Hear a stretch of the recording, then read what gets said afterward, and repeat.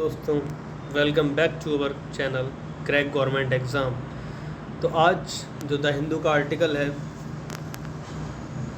Israel और Iran के war पे, उसे हम डिस्कस करेंगे। दो इम्पोर्टेंट न्यूज़ यहाँ पे मुझे दिखाई दे रही हैं, तो मैं उनको हाईलाइट करना चाहूँगा आपके सामने। देखिए, एक तो है Israel strike Iran guard site even prison in Tehran and Fordow facility. Iran की जो इसराइल ने अभी हमला किया है ईरान के ऊपर, तो उसकी जो इम्पोर्टेंट गार्ड साइट हैं, इवन प्रिजन और प्रिजन्स पे भी हमला कर दिया। ये इम्पोर्टेंट न्यूज़ यहाँ पे हम पढ़ते हैं इसको। Israel attacks regime targets with unprecedented force, adding to speculation that it may seeks to topple Iran's clerical leadership. Israel जो अटैक कर रहा है उसका मेन टारगेट ये है टॉपल मतलब कहते हैं ख़त्म करना। ईरान के जो क्लैरिकल सिस्टम है वहाँ पे अभी चल रहा है, उसे ख़त्म करना चाहता है। Israel attacks regime target with unprecedented force. इस तरीके से हमला कर रहा है कि वो पूरी तरीके से रिजीम बदलना चाहता है उस एरिया की। And Israel as an Iran but does not offer concrete support. Israel hit revolutionary guard site and the notorious Evin prison in Tehran in Monday, calling them its most powerful strike yet on the Iranian capital on the 11th day of the war. आज 11 दिन Israel और Iran के war को हो चुके हैं, तो उसने सबसे ख़तरनाक हमला इसराइल ने आज किया है, ऐसा वो कहता है अपने आर्टिकल में।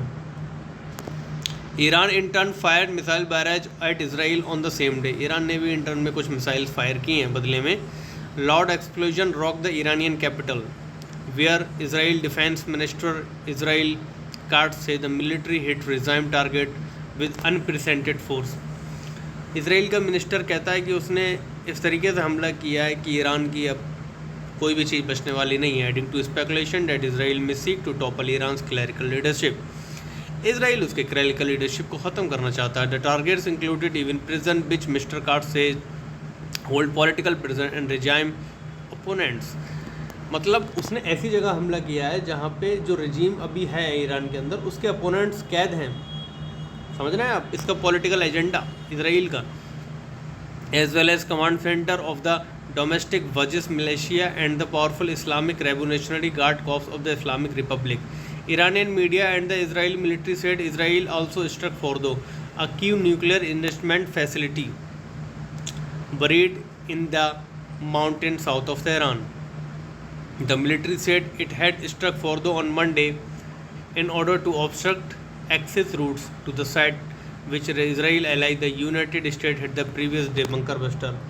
इसराइल का एलाई जो अमेरिका बहुत बड़ा इसराइल का एलाई बनता है, उसने कुछ दिन पहले बंकर बस्टर बॉम्ब्स डाल के इसराइल का साथ दिया और ईरान के फॉर्दो साइट को पूरे तरीके से निस्तो नाबूद किया। ऐसा वो खबरों से कहता है, बट अभी भी जस्टिफिकेशन या क्लैरिफिकेशन नहीं आ पाया ईरान की तरफ से। यह हमें देखने को नहीं मिलता। बस हमले की बात क्लियर करता है ईरान, बट कितना उसे नुकसान हुआ, क्या नुकसान हुआ, ये हमें क्लियर नहीं है। तो president Donald Trump boosted Sundays US strike and had obliterated Iran's nuclear capabilities, and other officials said it was too soon to assess the impact on Iran's nuclear program, which Israel and some Western states consider an existential threat. Power outage. Sirens sounded across Israel on Monday. Blast were held over Jerusalem.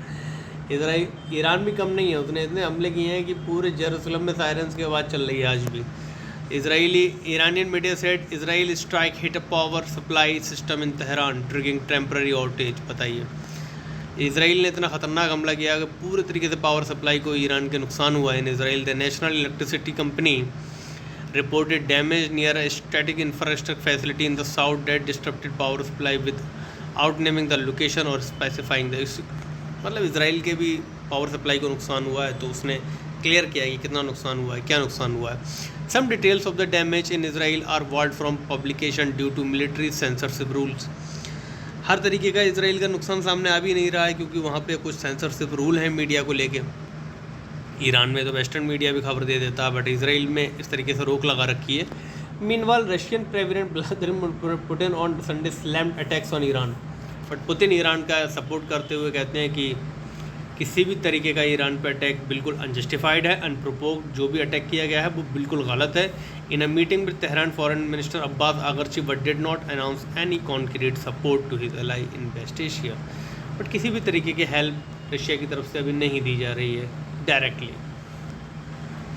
अब Iran ने एक दूसरा decision लिया है, आप ये खबर देख सकते हैं। ईरान की पार्लियामेंट ने इंटरनेशनल एटॉमिक एजेंसी के साथ रिलेशन को ख़त्म करने का फ़ैसला लिया है, जो आपकी IAEA होती है, international atomic energy agency.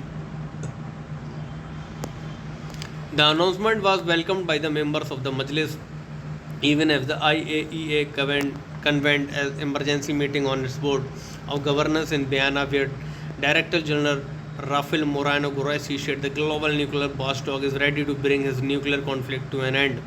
In accordance with the religious decree of the South Supreme Leader, Iran has no plan for non-fissile victory over the world. Clearly, so the atomic energy agency has not fully fulfilled any of the obligation, has spoken a political tool. Speaker Khalifa said.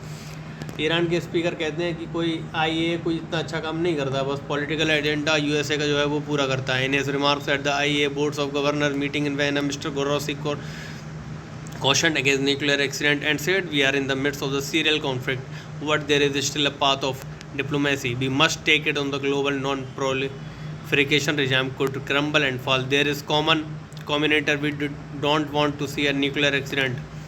We don't want to see the IAEA is ready to pay its part to bring this military confrontation to an end. अगर आप इस channel से जुड़ते हैं तो आपको मैं इस तरीके के आर्टिकल्स को बहुत डीपली समझाता हूँ, बहुत अच्छे से समझाता हूँ।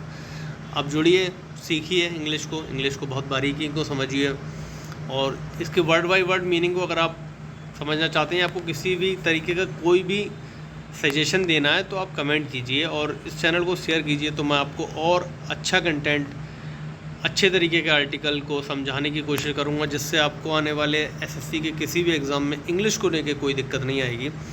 बाकी अपने चैनल पे गवर्नमेंट जॉब की नोटिफिकेशंस और गवर्नमेंट जॉब से रिलेटेड जो भी क्यूरीज़ है वो प्रॉपरली एडजस्ट की जाती है, प्रॉपरली वेरीफाई की जाती है। तो आप कमेंट कीजिए, सब्सक्राइब कीजिए और खुश रहिए। बाय।